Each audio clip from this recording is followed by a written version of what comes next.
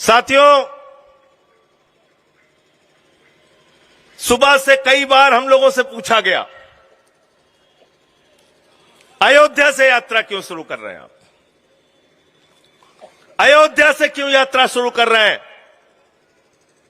मैं कई बार जवाब दे चुका, आपको भी कहना चाहता हूं, अगर हम राम राज्य के सपने को सच करना चाहते हैं तो राम राज्य का मतलब है समान दृष्टि से सबके साथ न्याय। क्या उत्तर प्रदेश में समान दृष्टि के साथ न्याय हो रहा है? नहीं। मोदी योगी की डबल इंजन की सरकार में कभी बुलंदशहर के अंदर सीआरपीएफ के जवान को घोड़ी पे नहीं चढ़ने दिया जाता क्योंकि वो दलित समाज से है। कभी काकोरी में पासी समाज के बुजुर्ग को पेशाब चटवाई जाती है। कभी मैनपुरी एटा में कथावाचक का सिर मुड़वा दिया जाता है, पेशाब पिलाई जाती है। क्या यह राम राज्य है? प्रभु श्री राम का नाम लेकर दलितों और पिछड़ों और मुसलमानों के साथ हम उत्तर प्रदेश के लिए अंदर अन्याय नहीं होने देंगे, इसलिए हमने अयोध्या से यात्रा शुरू की है। संजय भैया संघर्ष करो, संजय भैया संघर्ष करो, आपके साथ हैं। कपिल वाजपेयी जी हमारे साथी आगरा से आए हैं। मैं जिसको जिसको देख, फौजी भाई है दिल्ली से, तो आप मुझे बताओ, जिस राम ने सबरी के जूठे बेर खाए, जिनको मर्यादा पुरुषोत्तम भगवान श्री राम कहा गया, भगवान श्री राम जिन्होंने पुत्र की मर्यादा का पालन किया और कहा अगर पिता ने वचन दिया है तो उस वचन को पूरा करने के लिए 14 वर्ष का वनवास मंजूर है, सत्ता मंजूर नहीं है, राजपाट मंजूर नहीं है। जिन्होंने मित्र की मर्यादा का पालन किया और विभीषण का राजाभिषेक किया, और इसके साथ साथ पुत्र का, मित्र का, साथ ही साथ शत्रु की मर्यादा का भी पालन किया और कहा अगर तुम रावण को मुखाग्नि नहीं दोगे विभीषण, तो मैं इनको मुखाग्नि दूंगा। ये थे राम। रामचरितमानस की चौपाई क्या कहती है? सब नर करे ही परस्पर प्रीति, सारे लोग आपस में प्यार से रहें। यह रामचरितमानस की चौपाई है। हिंदू धर्म क्या कहता है? हिंदू धर्म कहता है वसुधैव कुटुंबकम, पूरा विश्व हमारा परिवार है। हम अपनी पूजा समाप्त करते हैं, प्रभु से प्रार्थना करते हैं, धर्म की जय हो, अधर्म का नाश हो, प्राणियों में सद्भावना हो, विश्व का कल्याण हो। अरे हम उस हिंदू धर्म को मानते हैं जो विश्व के कल्याण की कल्पना करता है। मोदी कहते हैं प्राणियों में दुर्भावना हो, योगी कहते हैं प्राणियों में दुर्भावना हो, अमित शाह कहते हैं प्राणियों में दुर्भावना हो। हम ऐसे हिंदू धर्म के नाम पर दुर्भावना फैलाने वाले लोगों का विरोध करने के लिए ये यात्रा निकाले हैं। ये मैं आपको कहना चाहता हूं। आज मुझसे पत्रकार पूछ रहे थे, कह रहे थे एक बाबा जी ने हिंदू राष्ट्र के लिए पदयात्रा निकाली है, इस पर आपका क्या कहना है संजय सिंह जी? तो मैंने कहा यह हिंदुस्तान है, यह हिंदुस्तान किसी बाबा के नारे से नहीं चलेगा, बाबा साहब के संविधान से चलेगा। बाबा साहब अमर रहे, अमर रहे, बाबा साहब अमर रहे, अमर रहे, अमर रहे। और यह सवाल देशद्रोह का सवाल है, यह सवाल भारत के संविधान के खिलाफ सवाल है। यह सवाल किसी मीडिया चैनल और किसी पत्रकार को भी नहीं पूछना चाहिए, क्योंकि देश के प्रधानमंत्री ने भारत के संविधान पर शपथ ली है। देश के गृह मंत्री ने भारत के संविधान पर शपथ ली है। संसद में बैठने वाले सारे सांसदों ने भारत के संविधान पर शपथ ली है। योगी आदित्यनाथ ने भारत के संविधान पर शपथ ली है और उस संविधान में जो बाबा साहब ने लिखा है उसमें लिखा है भारत एक धर्मनिरपेक्ष राष्ट्र है, इसलिए हम उसकी बात करेंगे और किसी की बात नहीं करेंगे। गलत तो नहीं कह रहा हूं? गलत तो नहीं कह रहा हूं? अगर संविधान में लिखा है भारत एक धर्मनिरपेक्ष राष्ट्र है, तो मोदी उसी संविधान पे हाथ रख के शपथ लिए हैं ना? क्यों राजेश जी, कानपुर के हमारे जो नेता हैं, लिया नहीं लिया है? आशुतोष सेंगर जी हमारे साथी हैं, उन्होंने भी बड़ी मेहनत की। सुफियान भाई हमारे हैं। साथियों, अगर उस संविधान में लिखा है कि भारत एक धर्मनिरपेक्ष राष्ट्र है, तो किसी भी बाबा को कोई दूसरी बात कहने की इजाजत नहीं है। किसी मोदी और योगी को कोई दूसरी बात करने की इजाजत नहीं है। ये देश किसी बाबा के नारे पर नहीं चलेगा, बाबा साहब के संविधान से चलेगा। गलत तो नहीं कह रहा भाई? मंजूर है सबको ये बात? हाथ उठा के बताइए, मंजूर है ना? संजय सिंह संघर्ष करो, हम तुम्हारे साथ हैं। संजय सिंह संघर्ष करो, हम तुम्हारे साथ हैं। और हम तो कह रहे हैं कि सामाजिक न्याय दो, क्योंकि उत्तर प्रदेश में सामाजिक अन्याय हो रहा है। और याद रखना, गलती से अगर हिंदू राष्ट्र बन गया तो क्या कहेंगे? कहेंगे तालाब में पानी, तालाब में पानी। अगर सड़क पे निकलना है तो गले के अंदर हांडी बांध के निकलना पड़ेगा और पीछे झाड़ू बांध के निकलना पड़ेगा। अगर हिंदू राष्ट्र की बात करोगे तो याद कर लेना, ये जो समाज में भेदभाव फैलाने वाले लोग हैं, इन्होंने अभी तो जब इस देश का संविधान चल रहा है तब ये पासी समाज के एक बुजुर्ग को, 80 साल के बुजुर्ग को मंदिर में पेशाब चटवा रहे हैं। अगर गलती से इनके कल्पना का राज्य बन गया तब तो किसी का निकलना भी मुश्किल हो जाएगा। इसलिए हमको धर्मनिरपेक्ष राष्ट्र चाहिए। हमको हिंदू, मुस्लिम, सिख, ईसाई, किसी जाति, किसी धर्म के नाम पे राष्ट्र नहीं चाहिए। मंजूर है सबको? मंजूर है? तो हम संविधान के लिए लड़ेंगे। दूसरी बात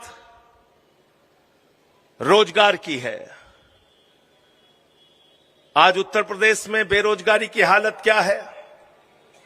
कोई भी परीक्षा होती है, पेपर लीक हो जाता है। लेखपाल की परीक्षा पेपर लीक, क्लर्क की परीक्षा पेपर लीक, सिपाही की परीक्षा पेपर लीक, दरोगा की परीक्षा पेपर लीक, पीसीएसजे की परीक्षा पेपर लीक। अरे ये पेपर लीक वाला प्रदेश बना दिया है योगी मोदी की डबल इंजन की सरकार ने।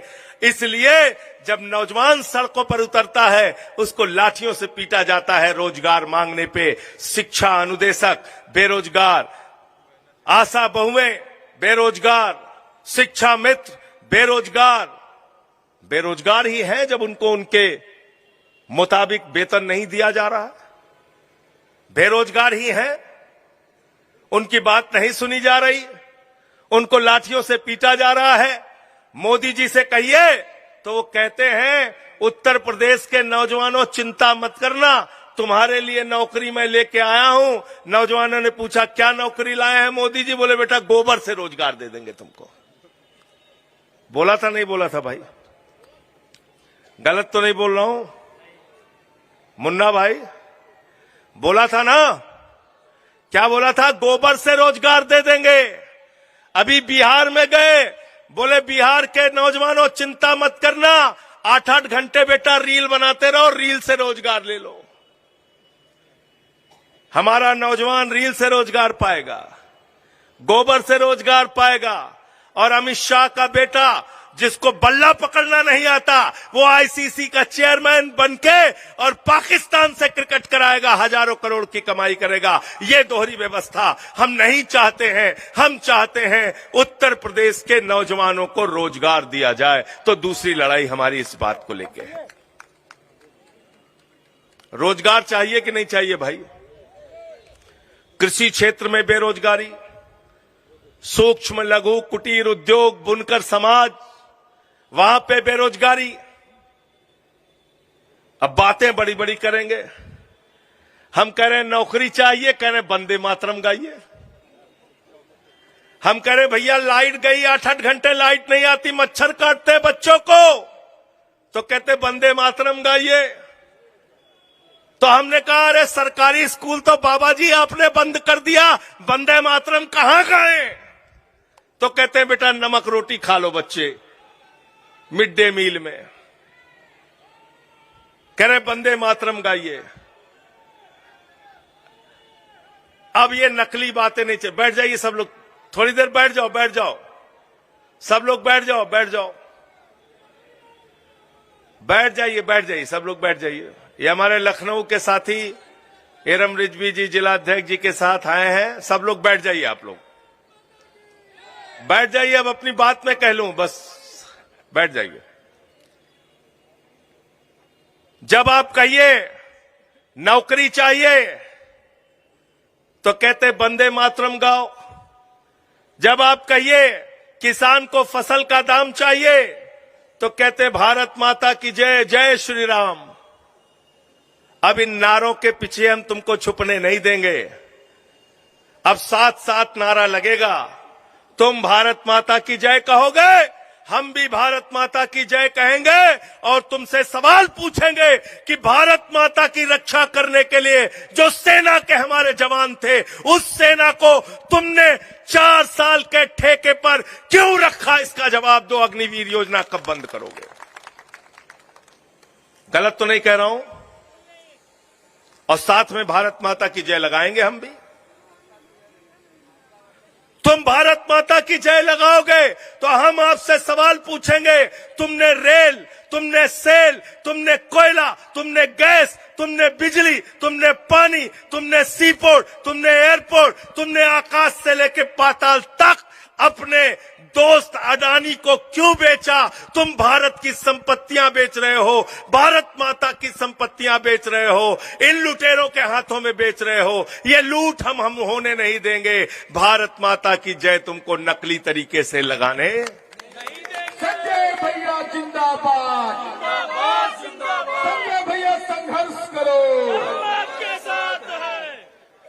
तुम भारत माता की जय लगाओगे, हम भी तुम्हारे साथ भारत माता की जय लगाएंगे। लेकिन तुमसे सवाल पूछेंगे कि तुमने 10,000 करोड़ रुपए विजय माल्या से डकैती क्यों कराई? हमारे पैसे की 20,000 करोड़ रुपए बैंकों का क्यों लुटवाया? 3,000 करोड़ रुपए ललित मोदी से हमारा क्यों लुटवाया?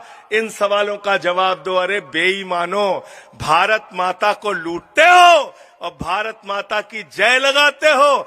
हम सच्चे हिंदुस्तानी हैं, हम भारत माता की जय लगाते हैं और तुम्हारी लूटखोरी के खिलाफ लड़ते हैं। ये फर्क है। और वंदे मातरम हम बाबा जी से कह रहे हैं, हम 100 लड़के तैयार कर लेंगे। लेकिन भाई अब की चलो वंदे मातरम हम लोग गाएंगे।